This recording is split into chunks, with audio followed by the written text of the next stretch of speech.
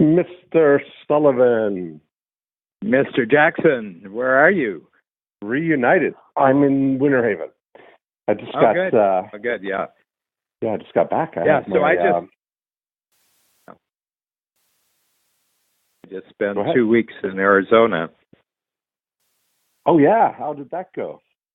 That was great. I was a week at Canyon Ranch, and then we did the Genius Network, sort of in Phoenix. And I had a terrific experience on Friday night, so day before yesterday, and that Joe, who can arrange almost anything with anybody. We had dinner with Alice Cooper. Babs and I were guests. We had about 10 people for dinner, and Alice Cooper was there. Yeah, that's so great. I'm not a big rock fan. Never, I was sort of a jazz fan, early rock and roll, 50s and 60s, but then I really wasn't a rock fan, and so this was an entirely new chapter in my knowledge about music, and so I spent about 3 hours chatting, and great guy. I mean, great person. He actually grew up just about the same time, about 2 or 3 miles from Babs in Detroit. Is that right? Wow. Yeah.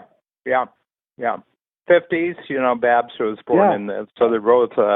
He's a little older, about 3 years older, but he had the same memories of Detroit in the 50s and 60s, and just kind of a terrific attitude, about, his stage persona and who he is as an individual. He says, the stage persona is, it's the stage persona, but he said, that's not who I am.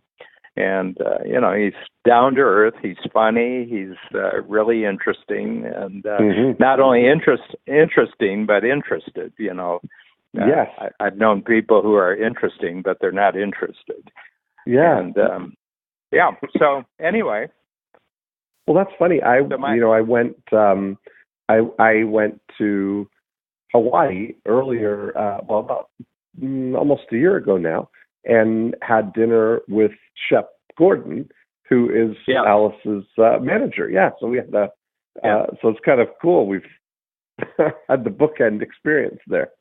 Yeah, and Shep is sort of famous in his own right because he was a real pioneer, and he was one of the first people who understood that the future of rock and roll was going to be in the concerts.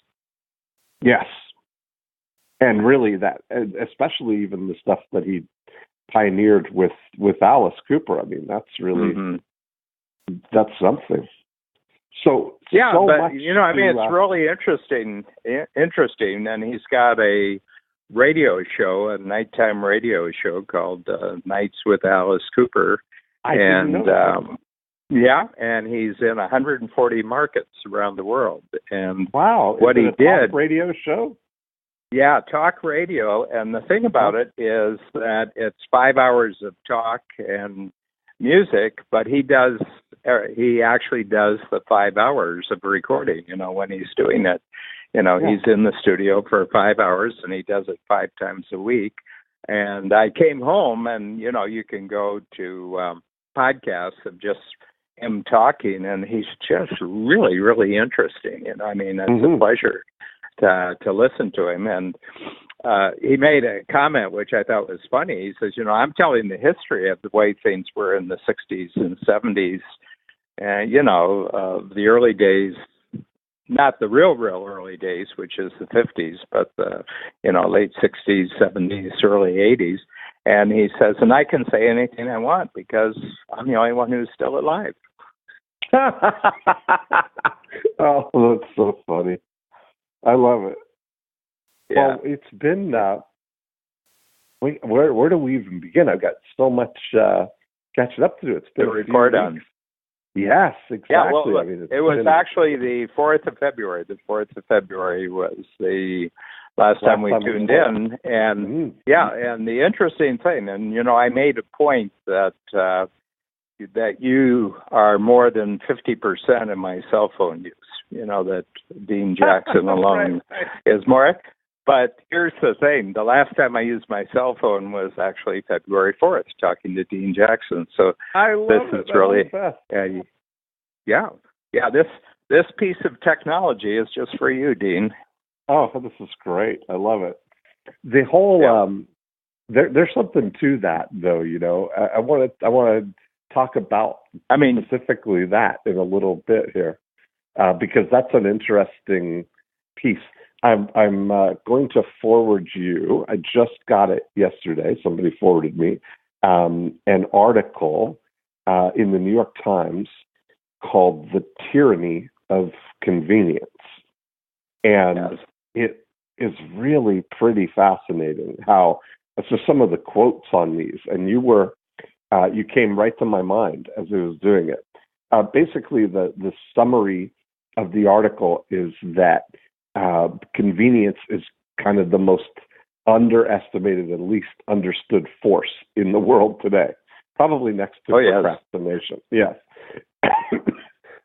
Well, the two of them I think the two of them go together, actually. You're absolutely right. As a driver of human decisions, it may not offer the illicit thrill of Freud's unconscious sexual desires or the mathematical elegance of the economist's incentives. Convenience is boring, but boring is not the same thing as trivial. And it was saying convenience has the ability to make other options unthinkable.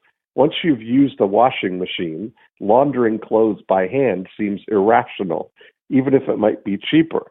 And after you've experienced streaming television, waiting to see a show at a prescribed hour seems silly, even a little undignified. But to resist convenience, not to own a cell phone, not to use Google, has come to require a special kind of dedication that's often taken for eccentricity, if not fanaticism. It requires a special dedication. Oh. Yeah, well, I don't know what the dedication is, but it's, we could go into it because everybody who wants to get in touch with me and everybody I want to get in touch with, those events happen. Those events happen throughout the year. I mean, you're one of my events, so not only does it happen, but we're scheduled a year out. I mean, every month and sort of contacts, your contact person, and we put it in the schedule, and we're all set. So there's nothing I'm missing throughout the year because I don't use a cell phone. I have no sense. I have no sense of scarcity. I have no sense of missed opportunity as a result of not using a cell phone. And I carry a charged up cell phone with me all the time, just in case, there is a phone call that I have to make or Babs wants to contact me for something. But I don't feel beholden to being available. I don't feel, and I'm available when it suits me. Yes, I agree. And I think that is one of these things that fits into this category that I've really been thinking a lot about this month, especially, is this idea of, I've been kind of adapting my question of waking up every day and asking, what would I like to do today? And asking myself this question of, what would I like to do or happen tomorrow? And that's a really interesting reframe of a question. Rather than reacting to what's going on today, I'm thinking proactively about what would I like to happen tomorrow. And when you've got that kind of frame, you wake up and it's still filled with things that I really want to do. Right? Because I say, normally my thing is I wake up every day and say, what would I like to do today? Which in a lot of ways has been a limiting factor, right? In that you're not being resistant to scheduling things out ahead of time, but asking that same intention of filling my time doing things that I really love to do, but doing it thinking ahead and saying, what would I like to do or happen tomorrow? And that tomorrow being not today, some point in the future, filling up all of these future tomorrows with stuff that I can actually set in motion today. That's been a big shift for me. Yeah, and I would say, we haven't talked about this before, but if you go back, because you've been, in this approach now for as long as I've known you, you've been in this approach of, what do I want to do today? And then you added, within, since we've been doing the podcast, you've added the tomorrow part of it. Yeah. But I would say, this is an outside observer. I'm just looking from the outside at you, that the quality of what you're doing today compared to 10 years ago is much higher. The impact of it is much higher. The return on investment is much higher. So it's not like it's always the same, but because there aren't a lot of things that you're contending with every day, the emphasis isn't on quantity. It's I'm going to do certain things today, and I'm going to give a lot of room for the experiences to actually improve. Over time, there's going to be an improvement of quality. And that's what I'm noticing that is missing from the whole convenience. The fact that something's convenient says nothing about the quality of the experience. Yes, agreed. And that's what they're saying. That's what they're saying here is the tyranny of the convenience. That because it's convenience, it's often not the best thing. And we often replace what our true preference would be with the convenience. Like even if people say, I prefer to brew my own coffee and grind the beans and really have that coffee experience, it's just so convenient to order coffee or pick up a coffee on my way to work at Starbucks. Or and so people, use Nespresso pods. Yes. Nespresso actually removed Starbucks from the ground beans market. People used to go to Starbucks, get a bag of, beans. You'd wait for it to be ground, and they would bring it to you. And then Starbucks said, "Well, we'll just look at the ones people want all the time, and we'll have it pre-ground, so we'll make it more convenient." And then, but you still had to take it home. You had to unpack the bag. You had to, it was kind of messy. You had to take the ground beans out or grind them yourself, and you had to put them in the pod thing. And Nespresso comes along and says, we'll do all that for you. We'll just take a pre-ground portion for one cup of coffee, and we'll do a pod, and they did a beautiful job. Now, I don't mind it. I don't mind it because I have it in the workshops, and we couldn't serve espresso in the workshops if they weren't in pod form. Exactly. You have barista to man the workshop room, right? Yeah, it would be an unholy mess otherwise. Right. So, right. Yeah. So it's interesting. Well, it brings up the question in my mind: where is it that convenience is really a quality experience, and where is it that it's just stuff? It's just stuff that's filling up your brain. Because one of my observations about convenience is that what was convenient for a lot of people 6 months ago is no longer convenient. It's taking too much time. Give me an example. Well, does anything come to mind? People tuning into the internet, and just think about it. You're tuning in to a capability that gives you access to the world. And I watch people, and they say, they're waiting 10 seconds for it to, to actually link up so that they can link up. Yeah. And I said, man, this internet is so slow. It's 10 seconds to connect, with the world, Yeah. Well, 20 years ago, you couldn't connect with the world. Now you can connect with the world, but it's already inconvenient that you have to wait 10 seconds. And I think that if you get into the convenience arms race, nothing's ever good enough for very long. Right. Yeah, I think, and it spoils you for going backwards on it. You're absolutely right. Yeah. You think about the pioneers, how long it took to get from, from one side of the country to California, climbing over the mountains and all of that. And now you just fly and you get upset when there's a delay. It's pretty interesting. And you're complaining about, you're complaining about the experience of being 3 or 4 hours in an airplane, but you've gone across 3 time zones in 3 or 4 hours, and exactly. It's but that's the thing, because it's just quantity of convenience. It's not quality of convenience. Right. I have a new addition into my world here. I got a something called the Remarkable tablet. Have you seen these, Dan? Yes, I have. I have seen the Remarkable tablet. And what do you think about the Remarkable tablet? Well, have I think tried it's great. It?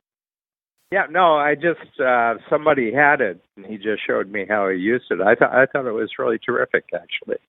It's really, I think this is really something, because I'm a pen and paper kind of guy, and I have an iPad Pro with the pencil and the whole thing, but it's not the same experience, just the tactile experience, right? There's still a latency, and it's still, you're writing on glass, so it's tap, tap, tap, tap, that kind of a thing. Yeah.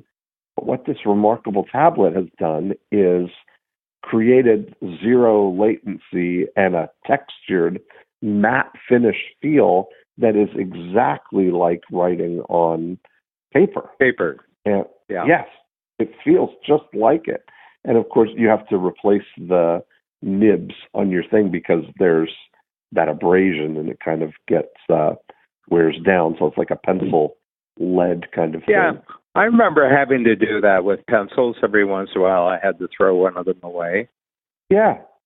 And then this is so, the great thing about it is that it's digital now, right? Now I don't have to have all these multiple notebooks for multiple projects. I can keep everything in the in the folders and share it. It's just so wonderful, Yeah.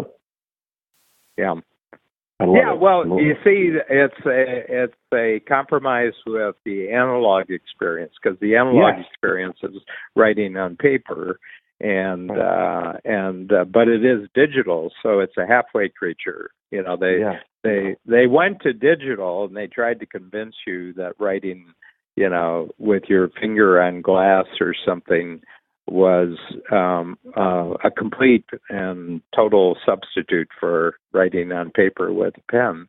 But people didn't buy into it. People didn't buy into it.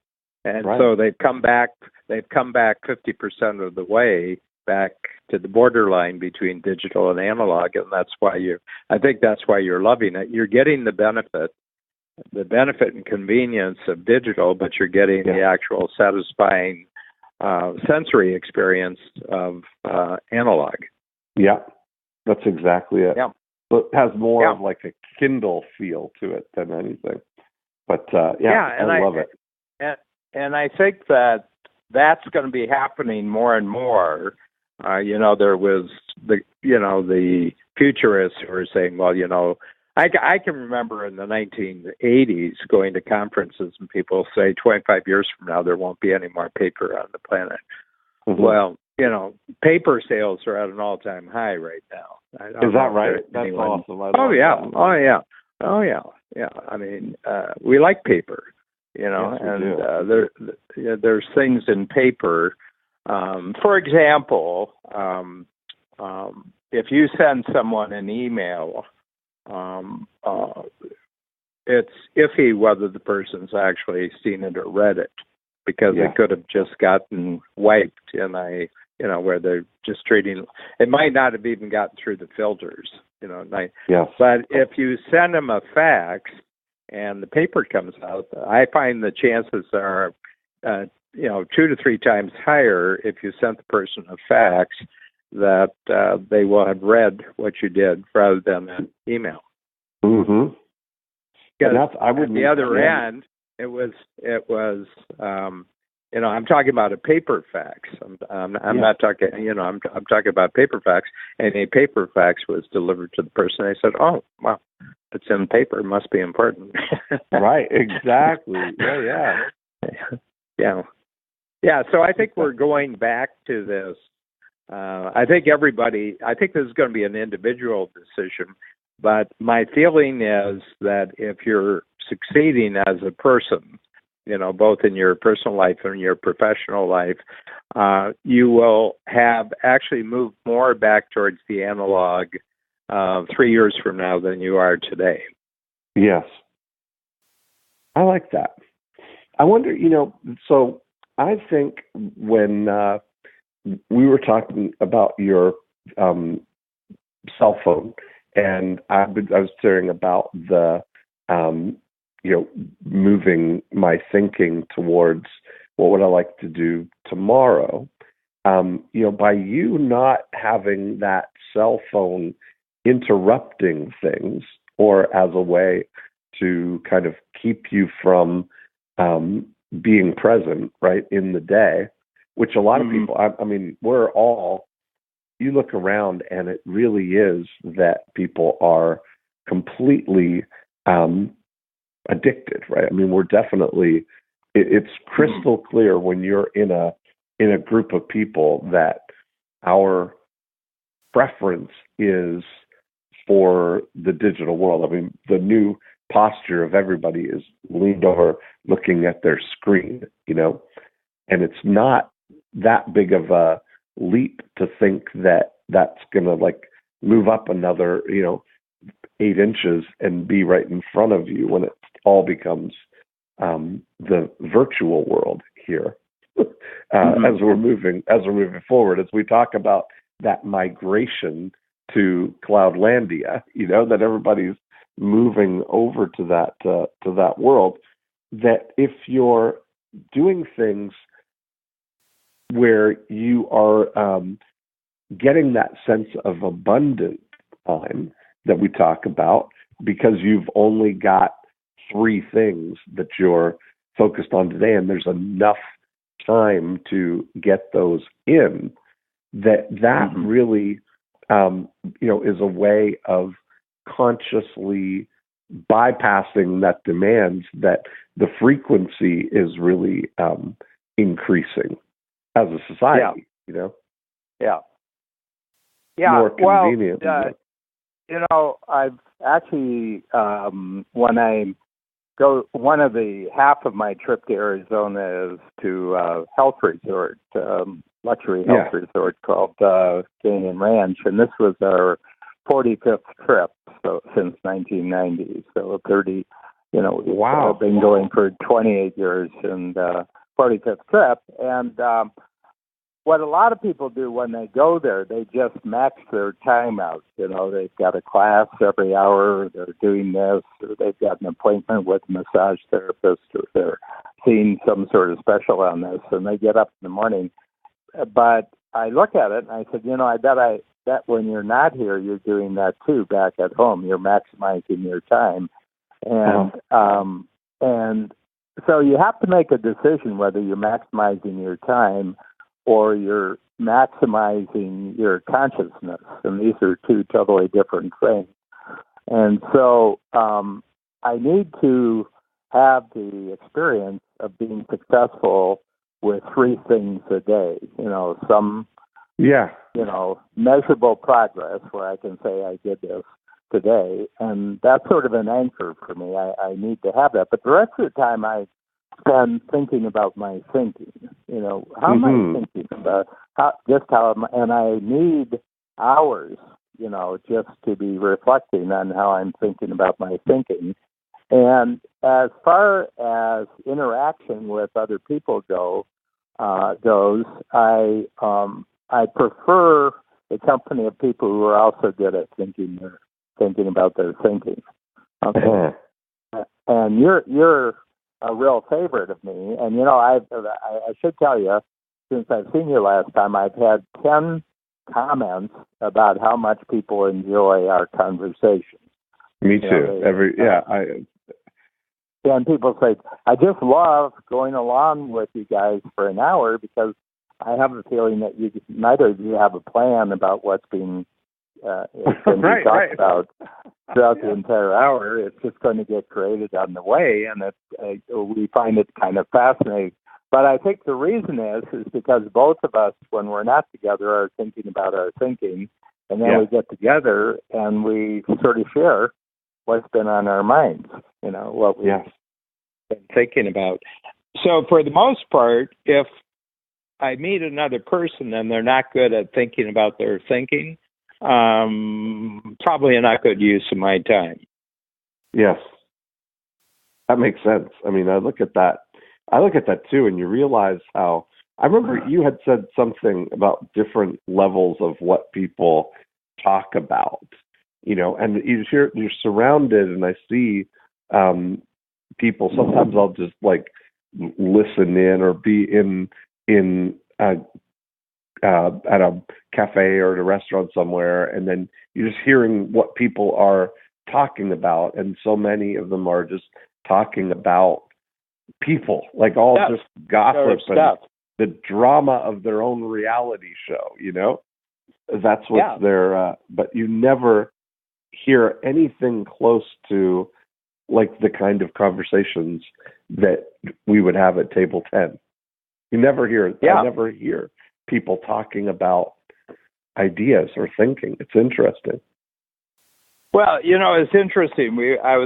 Babs and I were going to France for the first time in 1998, and I was meeting with someone, and this person went to France a lot, and I said, "Do you speak French? Do you understand French?" And I said, "No, I don't." I said, he said, "Well, that's really good because," he said, "I want to tell you, you're going to enjoy going to France a lot more from the fact that you don't speak French." He said, "I'll tell you why. You're going to be in a cafe or you're going to be in a restaurant and you'll hear people speaking French." And he says, "It's really beautiful to listen to. It's one of the most beautiful experiences." But he said, if you understood French, you wouldn't enjoy the experience because they're just complaining about something or other. He says it's just nonstop complaining if you're in the cafe. Oh, man. That's really something. That is funny. Yeah. And it's true. I just sit there and I just said, because French is, to listen to French, I've got French radio stations, where the commentary is in French, and it's just highly enjoyable. And the reason why it's enjoyable is I don't know what they're talking about, but I'm just enjoying the experience, just the audio, the artistic. The sound of it. Acoustic experience is just a marvelous experience. But he said, if you were there, they'd just be complaining about this, they'd be complaining about that, they'd be talking badly about somebody else, they'd be tearing somebody down. And he said, you're not getting any of that experience. You're just getting the music. Yes. That's so great. Well, that whole, the thought that I was having about the frequency changes, when I look back now at the, we talk about 30 years ago, the technology was the way the inputs that we had were really the physical mail and my voicemail are really the things that we had. And so they came kind of sporadically or once a day. And I started thinking about this, waking up every day. And like I said, saying, what would I like to do today? But knowing that I've already prepared wonderful things for me to do today, and get to pick the 3 things that that are going to make this sense of accomplishment go. But I've been sort of fantasizing, haven't tried it yet, of what might be like if I just took emails once a day.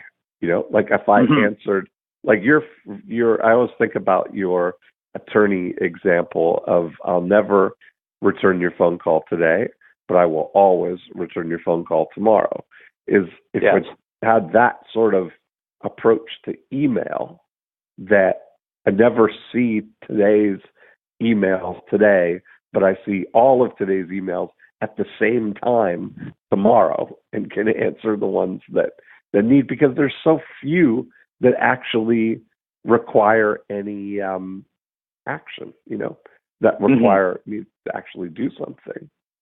But we're constantly, the frequency of them being available it's like that siren call, right? Of checking the email, checking, and not really doing anything about it, but just getting in that loop of the frequency of checking very often.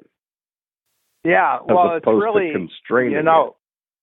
There's another aspect about it, and that is that people are not situationally aware anymore. The Tim Larkin, Tim, who teaches, he teaches personal protection, how you protect yourself from violent situations in the 21st century. And he just wrote a book called When Violence is the Answer, which I was so impressed with that I bought 600 You gave everybody. I gave a copy, and Tim was at Genius Network, so I was able to talk to him. And he was talking about how predators, people who will do violence to other people, look for people who preoccupy themselves with their cell phones. He said that they're the easiest people to victimize because they're totally unaware of their situation. They're totally unaware of what's going on around them. And he shows a video which is very, very interesting. And it's a very ironic video. It shows a subway car. I think it's in Seattle, where it's the camera that's on the subway car. It's sort of like CCTV. It's just the security camera, and it shows a person coming in through the door on the far end of the car, and he's got a gun in his hand, and he goes person by person, and he robs them, and he goes down the line. But the rest of the car, and the car is packed, everybody's on their cell phone, and nobody's picking up. They don't even notice it. And he's moving from one end of the car to the other, and he's taking away their cell phones, and he's taking watches off of them and everything, dropping it into a bag.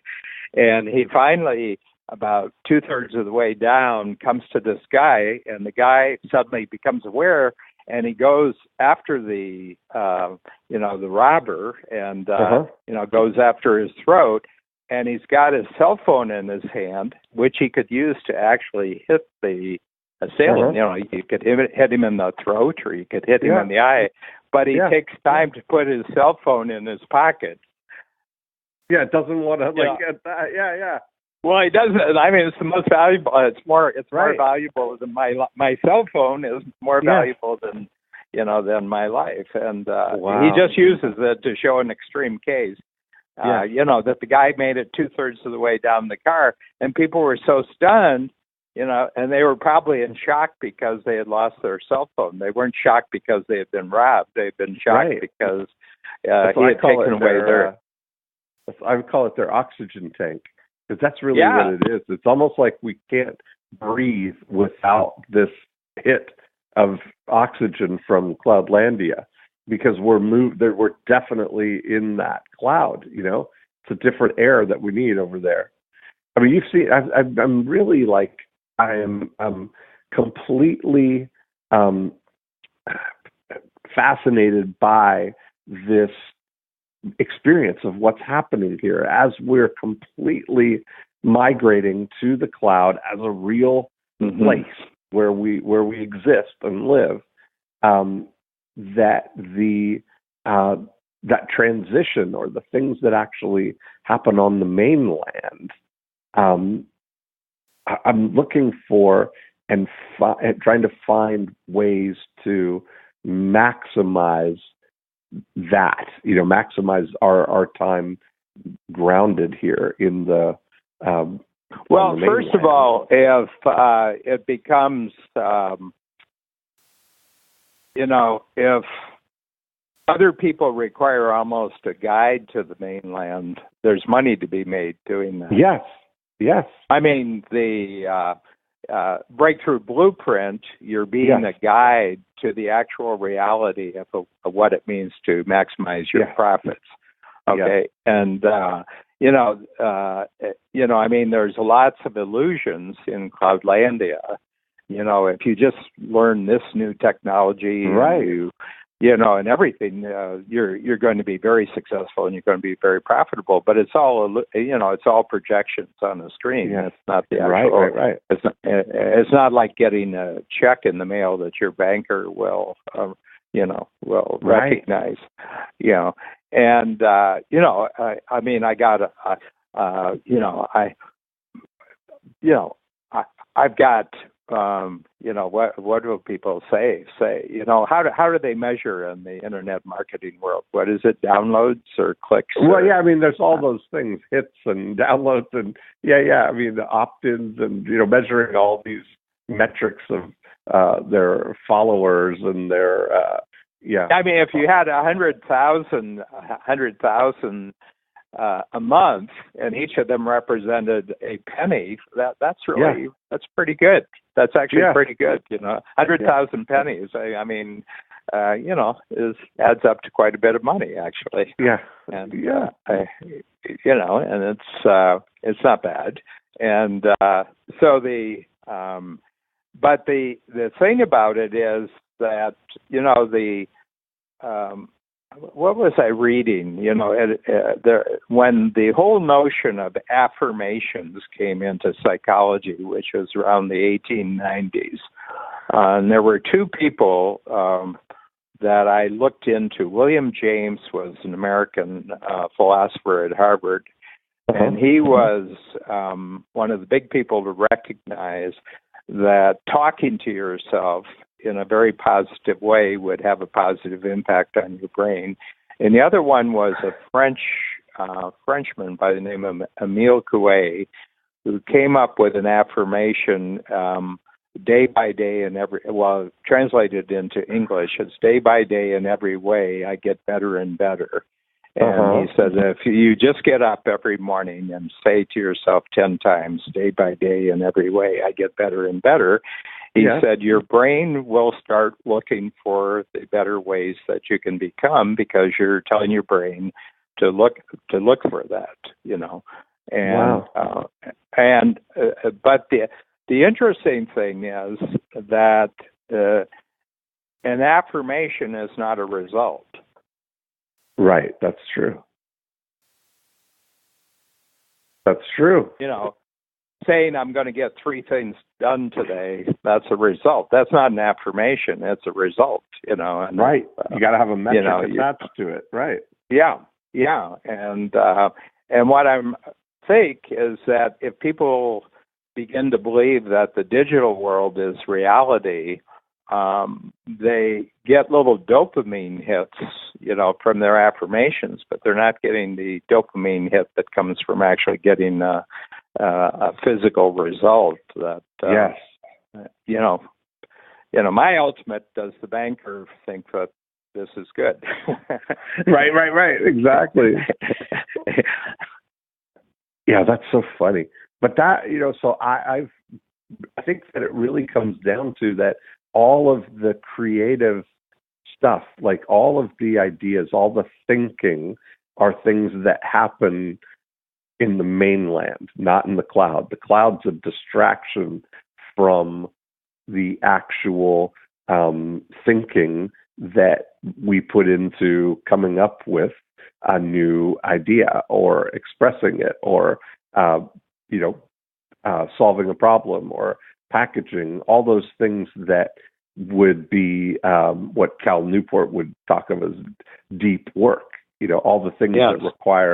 that require maximizing our time on the mainland, while fully embracing and realizing that all the multiplier opportunities are in part in Cloudlandia, and bridging that. So it's being able to maximize our time. I really think I'm going to go ahead and I'm going to experiment with it, Dan. I'll report back on our next call. Yeah. I'm going to experiment with that. No, I'm going to do my email once a day and just see because as I look through it, you realize there's not many emails that you really have a sense of that you got to get to it today, Yeah. And over the years, I've trained people to go through other people in our company to get to me, Mm-hmm. and there's a priority list. If somebody, if somebody comes in right away, the person who receives it will come to me and said, I just got an email from so-and-so. And, what they'll do is they'll print it off for me. They'll bring it and they'll actually print it off and present it to me. And so, but what I'm realizing here is that my priority list is it someone who's good at thinking about their thinking? Because if they're good at thinking about their thinking, then I want to interact with them because they've got new and useful things, unique things to say, and that's worth the contact. Yes, I like but that. If it's and just that's the same. I have if it's just all just the stuff. All the stuff that needs to be addressed. Anyway, I've got Lillian or Diane are looking at all my emails anyway. So it's not anything that needs to be addressed right there. I'm just looking at them for curiosity often, But I do find that it's all part of that loop that I'm looking through it, It's a distraction. It's robbing my attention from being able to focus on the deep work things that would make the biggest difference. Yeah. Yeah, I think that there's, I was thinking, I know what the carrot is for this because there's kind of my feeling is that people do it because there's an attraction to, being connected all the time and checking your emails and exercising your thumbs, because a lot of it's texting. And the question is, what's the stick? They talk about the carrot and the stick. The carrot is the reward, and the stick is the threat of punishment if you don't do it. Right. And so I've been trying over the last week because I had a lot of time on my hands. I said, what's the stick in the digital world that if you don't do this? And what I came to, I said, we don't have much physical fear in our lives anymore. If you go back a century, if you go back, to the beginning of the 20th century, there was a lot more physical fear. As a matter of fact, the threat of personal violence was much higher, a century ago. The chances of, being assaulted or anything were probably 100 times greater a century ago than they are now. And my sense is that still plays a really, really huge part in how our brain works. So what, clever writers and clever TV producers and movie makers and the people who put the news together know that this fear of physical harm we're very, very alert to that. The brain has developed over millions of years to be observant about this. And so it keeps us busy with the images of this, which is in the digital world, but it's not actually in the physical world. If you live in Winter Haven, you get hurricanes every once in a while, and right. You got to keep your doors locked for obvious reasons. I mentioned to you when we had the hurricane come through, when you realize like what it actually, if I thought about it 100 years ago, the hurricane would come in and it would zoom through in a few hours, and then the next morning it's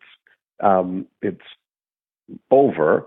Whereas with this, the technology and the ability to track that red buzzsaw of death inching its way across our TV screens for 2 weeks before it arrived it just distracted so much more than the actual threat of what it was,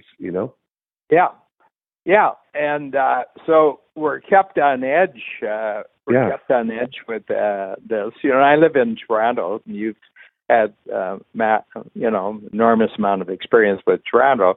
So I've been here. This is my 47th year since I moved here, and I've never seen an act of violence, and I don't know anyone who has.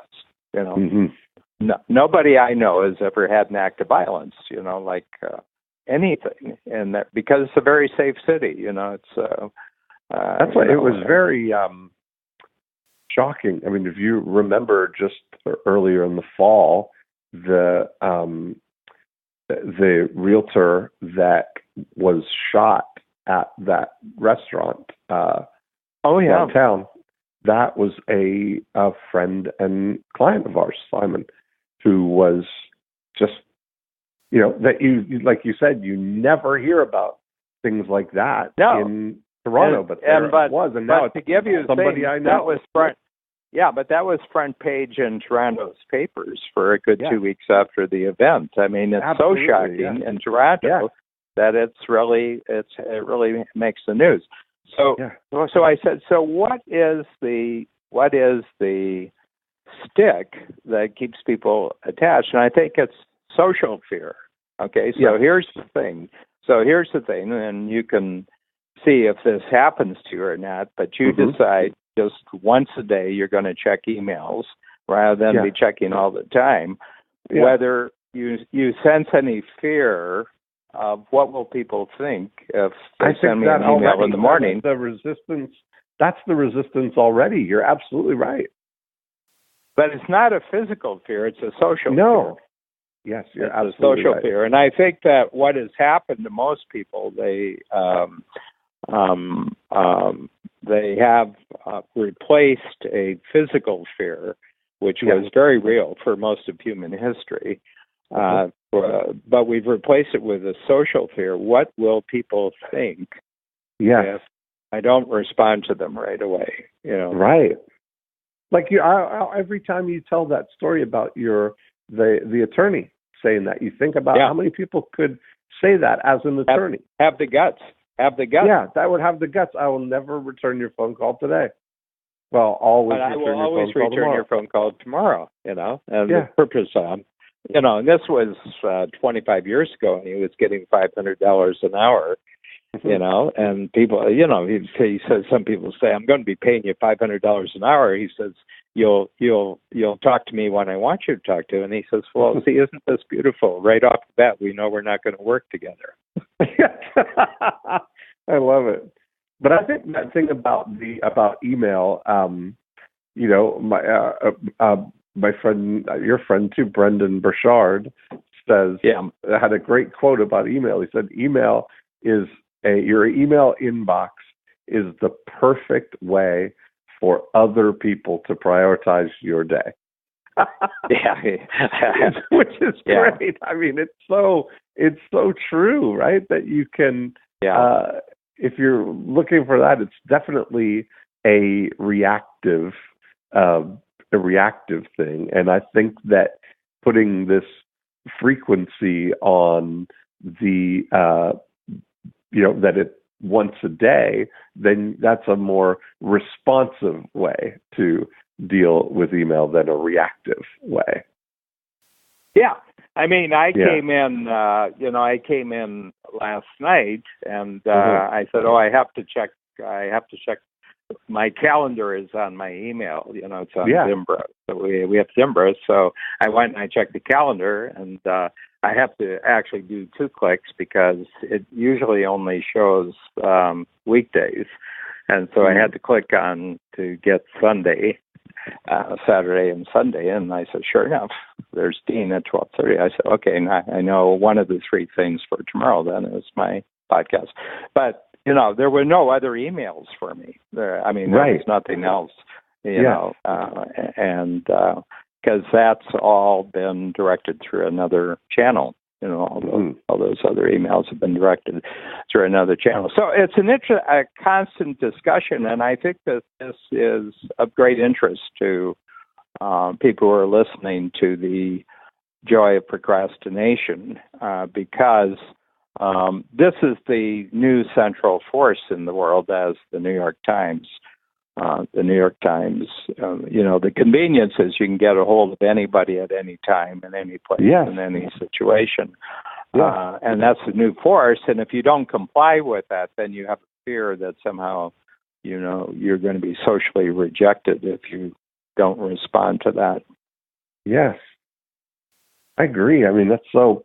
So I'm excited to experiment with that. Like those 2 things are everything that I'm doing now is kind of moving more around me being able to either set up in advance the things that I want to have happen, so it takes very little of the actual day. I'm not spending my time scrambling to organize something that's going to happen today.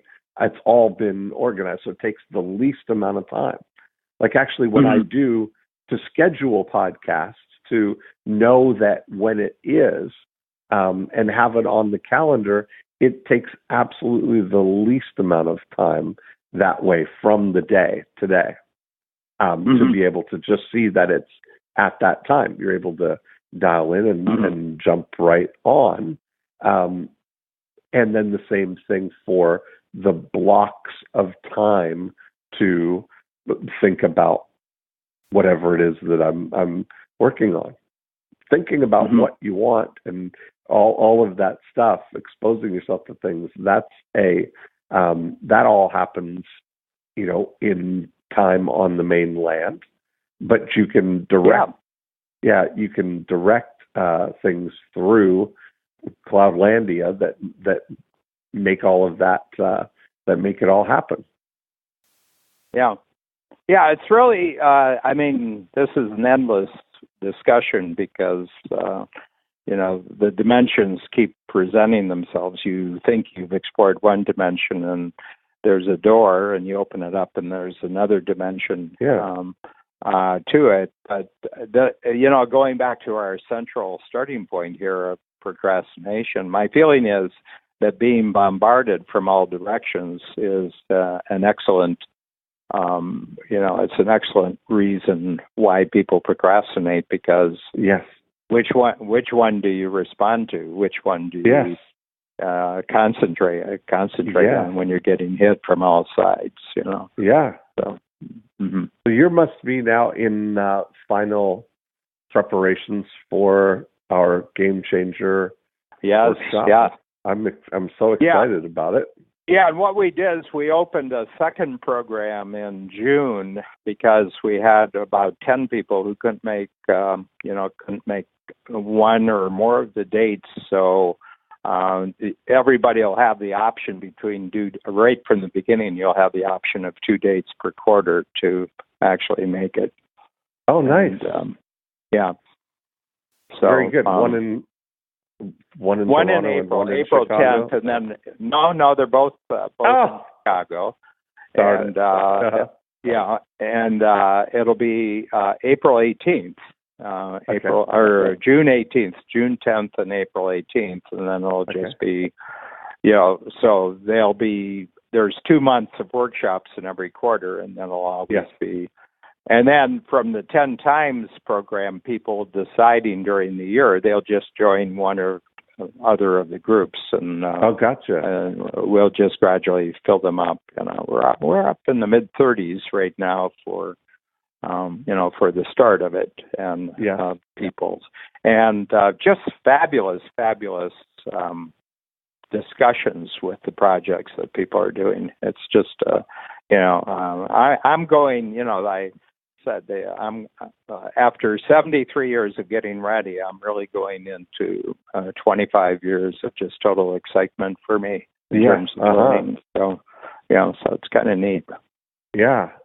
Well, I can't wait. I'm super excited. April 10th. Yeah, April 10th, and a party the night before. So get in earlier. Of course. Yeah, and there's there's a 10 times the day before. I don't know. I mean, if you wanted to do it 10 times, because it'll be a different workshop. But, come in the afternoon. Nice. And then that might be the 10 times that I would be missing for March, because I'm not going to come up to Toronto for the March workshop. Yeah. So maybe maybe I'll do that, come for the 10 times, and then do the party and then the Game Changer. Perfect. Yeah, and if you got so the Game Changers on Tuesday, and the 10 times is on Monday. So if you got up on, on Sunday, then you can come over to our house. If you come. Perfect. I love that. And I don't know if you've been there. I have not. I've never been to the office in Chicago. I've never been. It's all been Toronto. So I would love to. Yeah. Okay. Well, Deal. I'm talking to you next week. I'm talking to you next Sunday. I will report on the grand. I'll report on the grand experiment. I'll have another week with my remarkable, and I'll keep you posted on that. Yeah, I'm very interested in that. Very interested. Yes. Yeah. Okay, Dan. I will talk to you next week. Thanks. Okay. Bye. Bye.